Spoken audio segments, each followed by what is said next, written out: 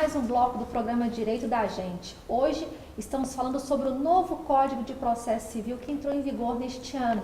E para isso nós convidamos o ilustre Dr. Raimundo Cândido Júnior, que é advogado, conselheiro nato da OAB, procurador regional da República aposentado e professor do curso de Direito da Universidade FUMEC. Passa a palavra para o Dr. Rafael.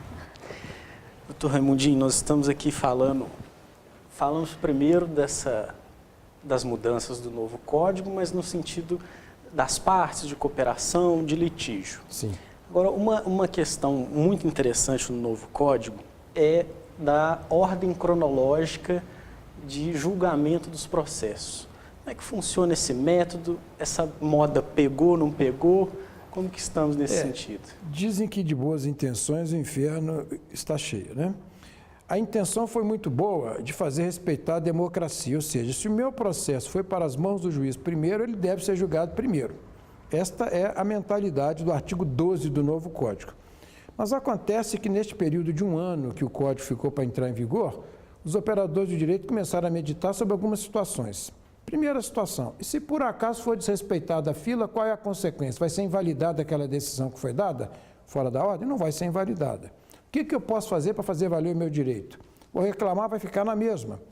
E se, por exemplo, o primeiro da fila for um feito volumoso, complicadíssimo, que vai demandar do juiz aí uma semana só para ler os autos do processo, ao passo que com uma canetada ele poderia resolver o segundo e o terceiro da fila.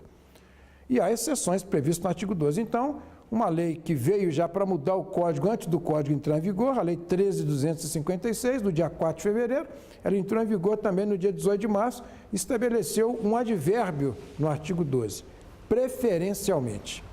Então, eu vou pedir ao juiz que dê preferência ao julgamento do meu processo, porque está na fila em primeiro lugar. Mas se o juiz não der a preferência, fica o dito pelo não dito. Quer dizer, há normas que pegam e há normas que não pegam. E esta realmente não pegou. E os italianos, neste aspecto, têm razão quando dizem que fatta la legge trovato l'ingano, ou seja, feita a lei, o engano logo aparece. Porque o ser humano não é um onisciente que pode imaginar todas as situações que vão decorrer da aplicação da lei. Então é preciso experimentar a aplicação da lei para que, de fato, a gente veja em que ponto a lei vai pegar ou não vai pegar. O professor Saulo Figueiredo Teixeira, que foi meu grande professor de processo civil, ele dizia que uma lei, quando muda, é como um caminhão de porcos quando sai da fazenda. Os porcos estão todos engonçados na carroceria do caminhão. E nós estamos nessa fase. Quando chegar no final do trajeto, estarão todos acomodados no fundo da carroceria. Então, não chegamos ainda nessa cristalização da jurisprudência a respeito desses problemas. Bom, e como que o cidadão ele pode acompanhar a ordem que seu processo está? Ele pode cobrar isso do juiz? Bom, a lei prevê nesse artigo 12 que seriam publicadas tabelas, listas, melhor dizendo, desta ordem cronológica. Então, ele pode fiscalizar essas listas, né? E verificar, e ir ao seu advogado para pedir, olha, meu processo está na frente. Mas ele não vai saber quais os processos que estão na frente do dele. É um negócio meio complicado de operacionalizar isso. Para ele reclamar, não, tem que julgar o meu primeiro e tal, mas tem outros na frente, eu vou ter que correr para que os outros da frente sejam julgados antes, para depois ser julgado o meu. Às vezes eu até preferi que o dele seja julgado antes. Então é uma questão operacional difícil. Eu acho que realmente a mudança que foi feita na lei foi exatamente porque percebeu-se que isso não ia dar certo. Eu tive até a curiosidade de entrar no site do Tribunal de Justiça de Minas Gerais para olhar como é que estava a ordem dos meus processos fora aqui em São João del Rei. Sim.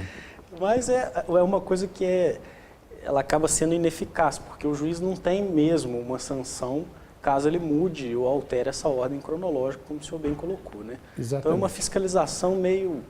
E há exceções torta também. Por exemplo, se o juiz está em audiência e vai dar sentença em audiência, não tem a ordem. Se foi feito um acordo, ele pode homologar o acordo antes. Há exceções previstas na própria lei, né? Por exemplo, se trata de um idoso como eu, por exemplo, tem preferência para julgamento antes, né? Tem essas preferências legais que também interferem nessa ordem. É difícil controlar isso. Uma das alterações do novo CPC veda que os juízes profiram decisões chamadas surpresas. O que são essas decisões e qual a importância dessa proibição? A decisão surpresa é exatamente o juiz decidir sem que as partes saibam aquele fundamento que ele vai apreciar. Ele tem que dar a conhecer às partes os fundamentos com base nos quais ele vai decidir, porque o juiz, quando decide, ele tem que apreciar o pedido e os fundamentos do pedido. Se ele está decidindo fora disso, ele tem que anunciar esta possibilidade para que as partes possam se defender a respeito desse fundamento novo. É evitar exatamente a surpresa de impedir que a pessoa possa se manifestar. Se eu soubesse, se eu usar esse argumento, eu teria um contra-argumento. Eu não tive oportunidade de me valer do contra-argumento porque eu não tive oportunidade de me manifestar sobre isso, né? Isso é o que vai ter que acontecer. Agora, doutor Raimundinho, essa questão ainda das decisões surpresa.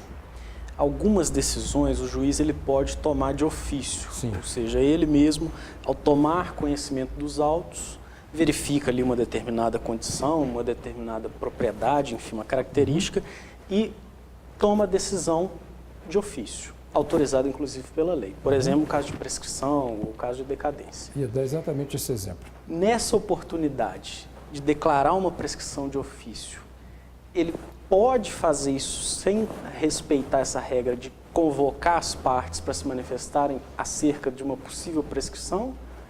Ou ele pode dar a decisão direto e ponto final? Pelo artigo 332, parágrafo 1º, está estabelecido que ele pode apreciar prescrição e decadência de ofício. O professor Ronaldo Bretas de Carvalho Dias, que é um grande processualista também, ele, escrevendo a respeito disso, entendeu que essa norma é muito infeliz exatamente por violar o princípio do contraditório e por ensejar uma decisão surpresa. Então, ele diz, para o réu é muito bom. Se o juiz vai reconhecer a prescrição, ele estará ganhando a causa, entre aspas. Mas o autor pode ser surpreendido, não, mas eu quero ponderar que não houve a prescrição por esse ou por aquele motivo, que não houve a decadência por esse ou por aquele motivo. Inclusive, disponibilizo para os meus alunos apostilas a respeito da matéria que eu leciono, e na apostila eu citei exatamente essa lição do professor Ronaldo Bretas, fazendo um questionamento quanto a essa decisão surpresa no caso da prescrição e da decadência.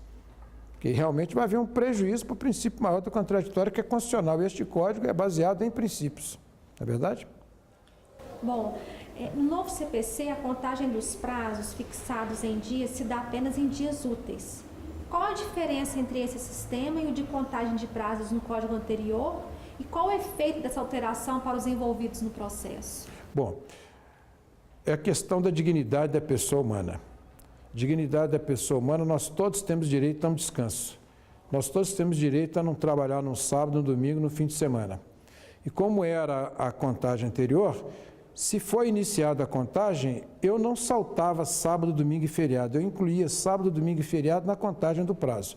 Ou seja, eu era obrigado a trabalhar sábado, domingo e feriado. Por exemplo, a minha mulher está muito satisfeita com a mudança do novo código, porque agora ela fala, você não tem mais desculpa para ir para o escritório sábado, domingo e feriado, porque o prazo não vai estar correndo. Nós vamos contar o prazo em dias, só nos dias de expediente, né?